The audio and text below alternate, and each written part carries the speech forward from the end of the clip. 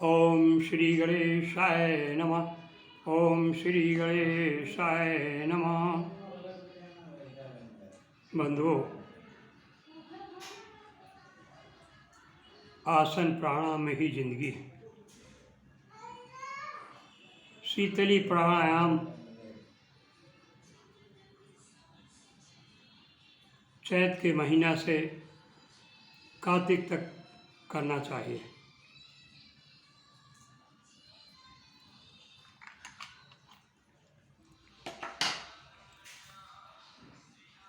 शीतली प्राणायाम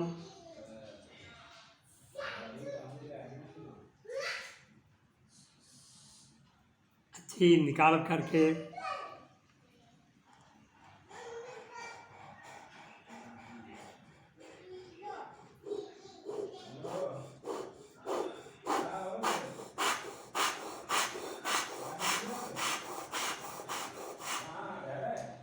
ये शीतली प्राणायाम है। इसके करने से आँख कान नाक मुख सबको लाभ मिलता। शारीरिक गर्मी दूर होती है, हृदय फेफड़े शुद्ध रहते हैं। देखिए,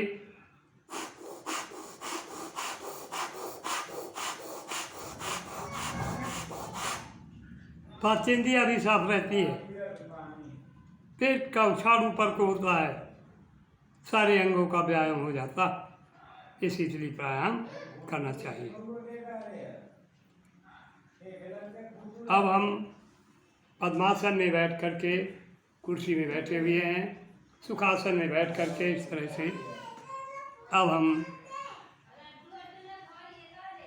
श्रीमद् भगवद गीता का 18वां अध्याय, जो सभी रसों का निचोड़ है, उसका हम अध्ययन पाठन कर रहे हैं। कल सात्विकी, राजसी,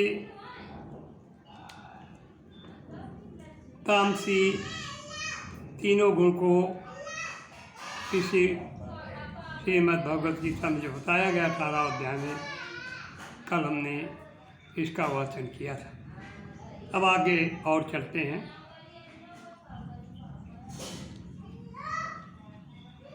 न द्वेष्ट कुशलम कर्मम कुशले नानुप्रज्यते।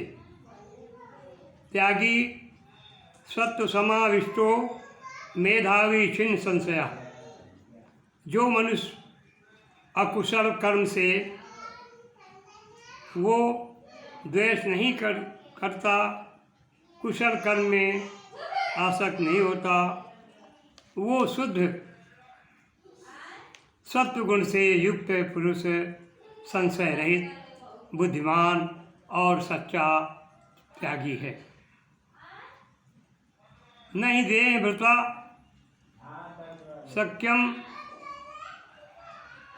व्यक्तम कर्मापैशोषेत।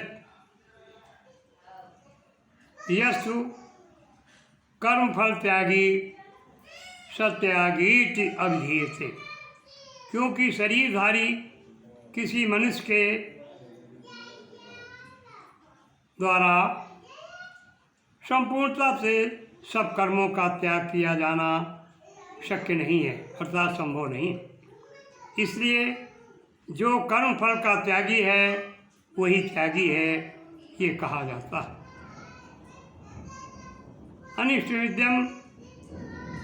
अनिष्टमिदम मिश्रम च त्रिविधम कर्मणः फलम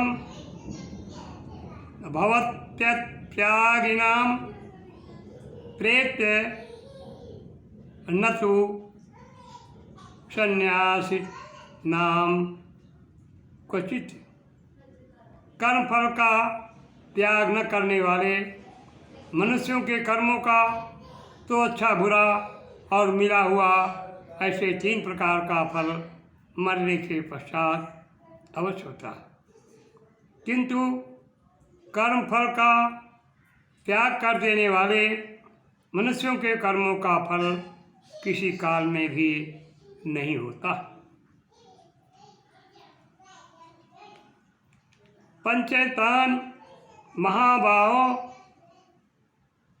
कारणान निबोध में सांख्य बतान्ते प्रोक्तन्ति सिद्धे सर्वकर्मणाम। कृष्ण ये सब कह रहे हैं अर्जुन से, उन्हीं का वृतांत चल रहा है। हे महाबाहो, संपूर्ण कर्मों की सिद्धि के 5 हेतु कर्म का अंत करने के लिए उपाय बताने वाले सांख्य शास्त्र में कहे गए हैं, उनको तू मुझसे भली भांत जान। जान का मतलब समझ। अधिष्ठानम तथा कर्ता करणम च पृथक विधम विविधाश्च पृथक चेष्टा दैवम वैचाय पंचमम। इस विषय में अर्थात कर्मों की सिद्धि में अधिष्ठान और कर्ता तथा भिन्न भिन्न प्रकार के कारण एवं नाना प्रकार की अलग अलग चेष्टाएँ और वैसे ही 5वां हेतु दैव है। शरीर वांग मैं मनोर उत्तम कर्म प्रारभते नरः न्यायम व विपरीतम व पंचयते तस्य हेतवः। मनुष्य मन, वाणी और शरीर से शास्त्रानुकूल अथवा विपरीत जो भी कर्म करता है उसके ये 5 कारण हैं। तत्रैवं सत्यकर्ता रम आत्मानं केवलम तू यह पश्यत्य कृत बुद्धिवान स पश्यति दुर्मति। परंतु ऐसा होने पर भी जो मनुष्य अशुद्ध बुद्धि होने के कारण उस विषय में यानी कर्मों के होने में केवल सूक्ष्म रूप आत्मा को कर्ता समझता है, वो मलिन बुद्धि वाला अज्ञानी यथार्थ नहीं समझ पाता।